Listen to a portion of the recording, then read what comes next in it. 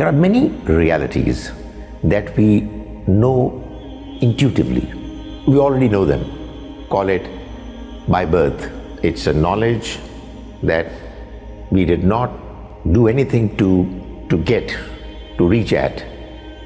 It was already there with us. Like, for instance, our aesthetic sense. Even when we are children, we are very young. There are certain things we know are good, attractive, are beautiful. And there are certain others that are not attractive, ugly, unpleasant, they're unpleasant, etc. How do we do that? Why? What is the basis? We have an inner sense that has been given to us a priori.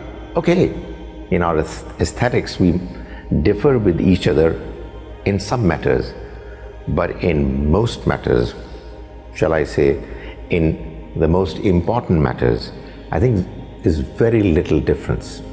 You know, there is a scene which is beautiful, which is amazing. There is another which is very depressing, is very unattractive, etc. So, likewise, we have been given our moral appreciation as another aspect of our intuitive understanding. Telling lies is bad, telling the truth is good, desirable. This is not what we have learned from our elders. I mean, even if, God forbid, if I see my father, my mother, my elders telling lies, my inner conscience would not say that this is brilliant, I mean, they're great.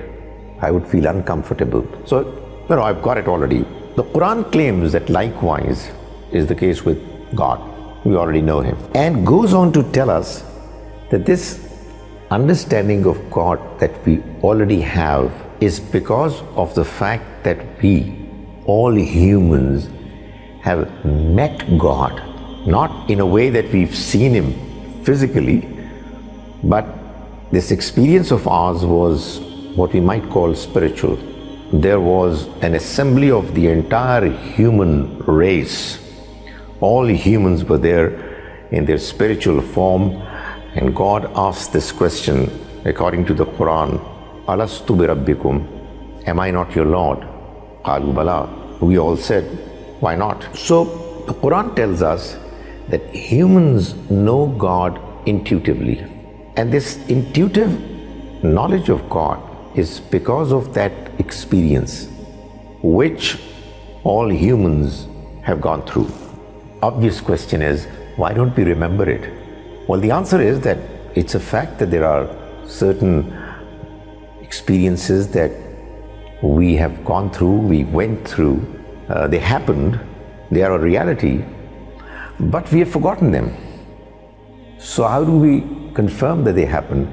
Well, there are certain traces, signs, which help us in recalling them or confirming that they happened even if we can't recall them in our memory. You know, when we are kids, sometimes it so happens that we get injured, we fall down, and there remains a mark on some part of our face which confirms that this incident took place. We don't remember it, but it happened, and the mark is a proof of it. We know God. We know God by birth.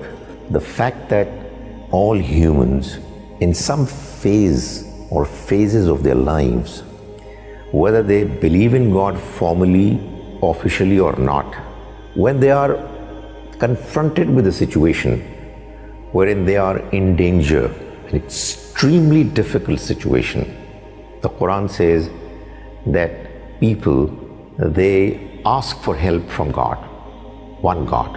It's not necessary that it would happen to all humans, but it does happen to many humans.